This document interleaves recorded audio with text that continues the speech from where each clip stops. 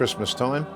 Another year has gone past, perhaps a year that has ended up more positive than we did last year, in that we can start to meet again in our Masonic meetings. Although we've got to be more cautious about how we go about this, I think it looks really promising for a better year next year. And I must praise you all for taking care, for following guidelines, for being very careful about how we meet. And I know that you will consider the most important factor, which is ventilation in your lodges. I've got some positive news in that from January to October this year, we've had a decrease in resignations from the previous year and a decrease in people passing away.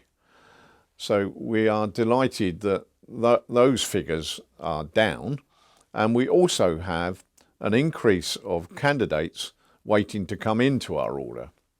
So much so that many lodges are having to catch up with their second degrees and raisings, and we're allowing this to be done with a multiple ceremony. Indeed, one lodge has conducted 3 raisings at the same time in one evening, and done with great dignity and done very successfully, so that it will enable them to get the backlog of new initiates that are waiting to come in. So, brethren, it's a better year to look forward to, but I still want to emphasize to you that even if you're feeling a little poorly, or if you're not feeling confident about going to your meetings, no matter whether you're in an important office or not, that you've got the right not to attend. But I would encourage you to look at what your lodge is doing to make it safe for you, and go if you possibly can. Brethren, we've had a past happy year, and we've seen 2 new heads of order. We've seen in the Royal Arch, we've seen Chris Roach take on the role of Most Excellent Grand Superintendent, and we wish him well and wish him much happiness in that role, in that order that is so close to our craft. And we wish Michael Penny every success as the Inspector General of the Rose Choir in his forthcoming years in that office. He's following in Father's footsteps, and I'm sure he'll do as good a job as Douglas did. I also want to pay tribute to Welshel Brother Colin Gale, Assistant Provincial Grand Master, who retires this year on the 31st of December.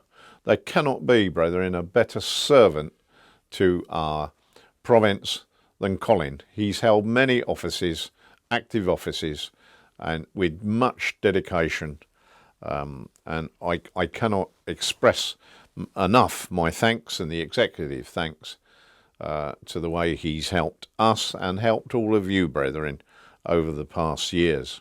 And I'm confident that he'll always be there for us. In fact, I have named him the father of the executive. He is so well respected amongst us and you, brethren. We wish him a very happy retirement, and likewise a very happy Christmas, and to be able to spend more time with Elaine and his family. He will be replaced by Andy Vodden, Welshel Brother Andy Vodden, who will take over on the 1st of January. And Andy, once again, is a stalwart of this province and has always assisted in many projects, or any project that he's been asked to take on. And we welcome Andy onto the executive, and I'm sure he's going to be a great asset, and we wish him well. I hope for a better year ahead, probably a different, a more cautious year ahead. I think our way of life will change slightly, because we're going to be living with this virus that's going to be around for a long time. But this country is very good at administering the vaccinations, and we seem to be holding things at bay, although there's been slight rises of late. But anyway, gentle steps forward, brethren, and we will get there, and I hope you all have the confidence in returning to your meetings. Brethren, I want to just talk to you a little about the MCF Festival. We've had a visit recently from the CEO, Worshipful Brother Les Hutchinson, who's come down to see us and attend one of our meetings to do with the relaunch of the festival that Worshipful Brother Peter Keaty, our festival chairman, and his team, along with Ruben Ayres, our charity steward, are promoting the launch from January on, but there's a pre-launch meeting in December, which Les will attend, to give a real boost to the festival, which we only have, as you know, 1 year left to complete. We have obviously had a decrease in donations to the festival from lodges, because we haven't had the installations that we normally get last year. But I'm very pleased to say that the brethren who have pledged their donation for steward or whatever they want to be in the festival have continued with their payments through this terrible period for them. And I'm absolutely delighted, and I praise them and thank them for doing it. And I will appeal to you to do your best to pull all the stops out next year to give the festival a final boost. Because over this past year alone, coming into us from the MCF for charities, private different charities and organisations, and to individuals, we've had some total of over £350,000 come back. So, brethren, we owe it to the pot the MCF distribute to try and put something back in there.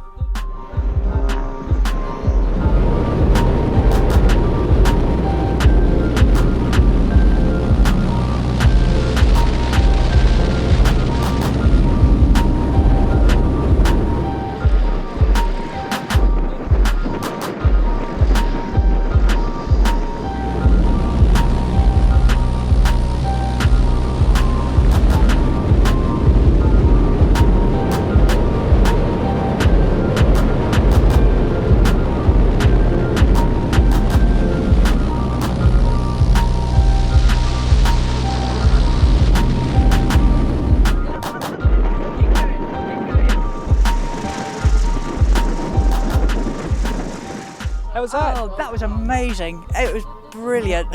What was the best bit? All of it. Yeah, the turns and everything. No, it was, I wouldn't have missed it. It was better than I thought it was going to be. Do it again? Oh, absolutely do it again. Yes, most definitely. Devonshire has done very, very well, and I thank you for supporting it. There's been quite a few good initiatives that brethren have thought up to raise money. One is one by Worshipful Brother Clive Eden, and that is to produce these festival glasses, wine glasses, that you can all see and use in the 9 o'clock toast, or using it permanently in your lodge or whatever at home. And I'm sitting here with one now. And they can be purchased off of Worshipful Brother Walker Lapthorne, who's controlling that. And I would ask you to support that if you will. Brethren, another fundraising event for the festival was organised by the 300 Club. Those are the brethren who were in office in our 10th tercentenary year, who have stuck together and visit many lodges and have organised this particular event at Plymouth. They organised the real thing and raised a terrific amount of money for the festival.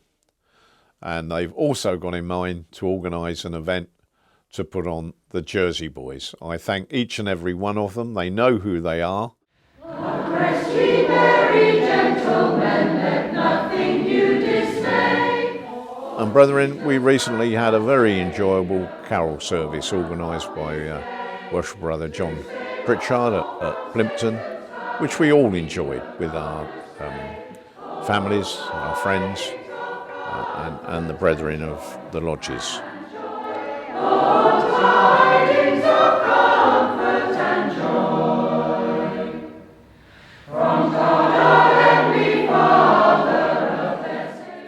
Myself and the executive want to wish you a very happy Christmas and a healthy New Year. And I would just say to you, you're precious brethren, you're precious to me, you're precious to the whole order. Please stay safe. I toast you all, brethren, for Christmas, the New Year, and the future of Freemasonry in Devonshire.